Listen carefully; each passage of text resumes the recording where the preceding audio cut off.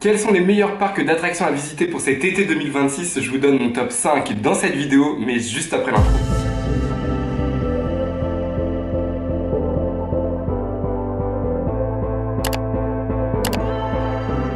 Bon, je vous l'accorde, cette vidéo arrive un peu tard dans l'été puisque la plupart des parcs d'attractions ont déjà lancé leur saison estivale. Mais j'avais quand même très envie de vous partager mon top 5 des parcs à absolument visiter cet été, que ce soit en famille ou entre amis. Mais avant d'aller plus loin dans la vidéo, je vous invite à vous abonner à la chaîne. Vous êtes extrêmement nombreux et nombreuses à regarder la vidéo, mais à ne pas être abonnés. Donc abonnez-vous à un max right now. Et par la même occasion, activez les notifications pour ne louper aucune des prochaines sorties de vidéos. Alors on commence avec le premier parc d'attractions qui va être Port Aventura en Espagne, à côté de Barcelone. C'est selon moi le parc d'attractions le plus idéal à visiter en été. Déjà parce que moi je l'ai visité en plein mois d'août il y a 2 ans. Je vous mets les vlogs par ici ou par ici, je sais jamais. J'avais adoré le visiter en plein été parce que vraiment vous êtes dépaysé, vous avez l'impression d'être en vacances ou en voyage. J'avais retrouvé le même sentiment de dépaysement comme quand j'avais visité Universal et Walt Disney World en Floride à Orlando. J'avais vraiment retrouvé ce truc de je suis pas du tout dans un parc et plus dans une destination de vacances, puisque là pour le coup Port Aventura c'est un parc d'attractions mais c'est aussi le parc Ferraryland, un parc aquatique, plein d'hôtels hyper thématisés. Partout vous avez de la décoration, de l'immersion, etc.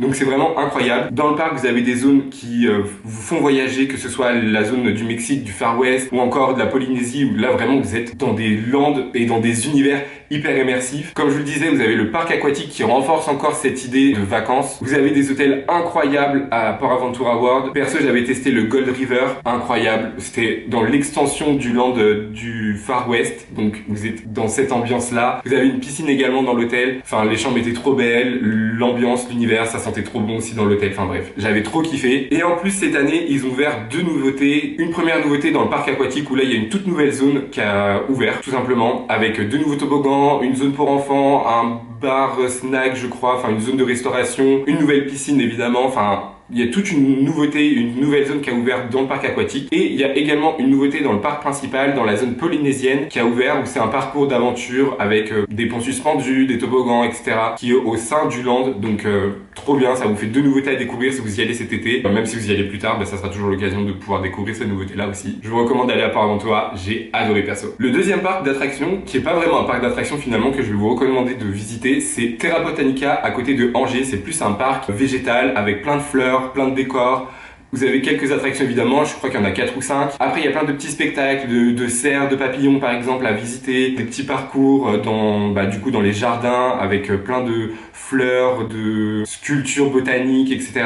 Franchement c'était trop beau, j'avais adoré. Ça c'est incroyable si vous le faites en été, même si c'est là au mois de septembre. Je sais que nous on a visité ça début septembre il me semble. Et franchement dès qu'il fait beau c'est hyper agréable de pouvoir se balader là-bas et de passer la journée. C'était vraiment hyper cool, c'est pas très cher en plus. Et pour le coup je trouve que c'est un peu sous-coté dans le sens où il n'y a pas beaucoup de monde qui connaît Terra Botanica et qui vont visiter ce parc, alors que franchement il vaut grave le coup. Et si je vous le recommande de le visiter pendant la période estivale, c'est que à partir de cette période là, et il me semble jusqu'à la période d'automne, octobre, etc., avec les vacances de la Toussaint, ils ont des événements spéciaux qui est Terra Nocta, où le parc est ouvert en nocturne. Donc là c'est incroyable, vous redécouvrez le parc d'une autre manière, avec plein de lumière, de jeux de lumière, mais également de musique avec du son qui est adapté en fonction de votre parcours. Vous avez tout un parcours dans le parc à effectuer où vous passez de zone en zone avec une histoire. C'est hyper beau, c'est hyper poétique en fait, et j'avais adoré. Donc encore une fois j'avais visité, j'avais fait un vlog, donc je vous le mets dans le i comme d'hab. Franchement je vous recommande grave Terra Nocta, c'est un événement spécial trop beau, hyper poétique comme je vous disais. Si vous avez l'occasion d'y aller, foncez et faites journée plus nocturne. Et évidemment, comment vous parler de la saison estivale et des parcs à visiter en été sans vous parler du parc Astérix avec l'été gaulois. J'en ai parlé un petit peu la semaine dernière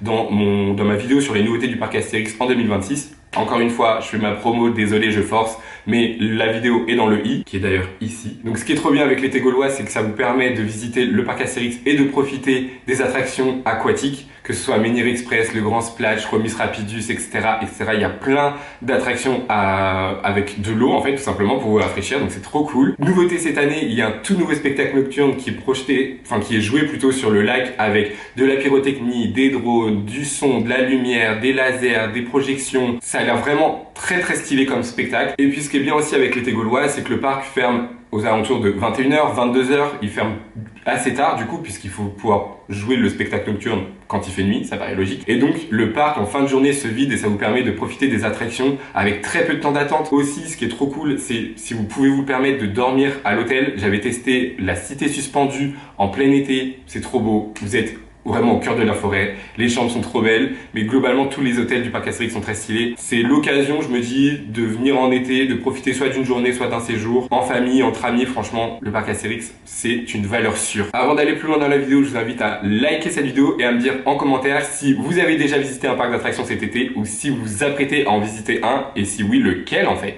Donc venez, je vous attends dans les coms et on continue la vidéo. Pas très loin du parc Astérix, vous avez la Mer de Sable qui est un parc d'attractions aussi pas très connu je trouve et pourtant qui regorge quelques pépites. Je vais vous le recommander pour plusieurs raisons. Déjà parce que visuellement vous avez vraiment une mer de sable, genre c'est trop beau, vous avez une vaste étendue de sable autour de plein de forêts, donc c'est hyper atypique comme paysage à voir, surtout que vous êtes genre vraiment à 30 minutes de Paris, donc t'es en mode what the fuck, mais c'est trop beau. Vous avez plein de spectacles, ils ont été entièrement tous renouvelés il me semble cette année, donc même si vous les connaissiez déjà, eh bien c'est l'occasion de les redécouvrir puisque c'est de toutes nouvelles histoires qui ont un lien entre chacune des histoires de spectacles. Donc ça c'est plutôt cool. Ils ont ouvert une toute nouvelle attraction l'année dernière qui est un wooden coaster, donc un coaster en bois. Paraît-il qu'il est sympa, je l'ai pas testé, ça fait très longtemps que j'ai pas été à la Mer de Sable, je pense que ça date de 2021 je pense. Donc ça remonte. Donc voilà, il y a plein de petites attractions sympas aussi. Je me souviens d'un petit coaster qui a ouvert il y a pas très longtemps aussi, qui est assez stylé. Il y a une attraction de bouée, une attraction de bûche, enfin bref, des attractions assez basiques en soi, mais qui sont très sympas au sein même du parc, avec la thématique du parc, etc. J'avais beaucoup aimé, donc je vous le recommande. Et puis c'est toujours stylé, surtout si vous venez en famille par exemple. Je trouve que c'est plutôt un parc plutôt familial que à faire entre potes. Et pour terminer, je suis obligé de vous parler de Disneyland Paris, évidemment, puisque 2026 est une année hyper forte et intense en termes de nouveautés à Disneyland Paris, avec l'ouverture de l'extension de Disney Adventure World, anciennement parc Walt Disney Studios. Quoi de mieux que de visiter le parc en plein été alors que vous allez visiter la Reine des Neiges avec le Land de la Reine des Neiges. Vous avez un tout nouveau spectacle nocturne sur le lac avec Disney Adventure Bay, Adventure Well, le restaurant, l'avenue, etc.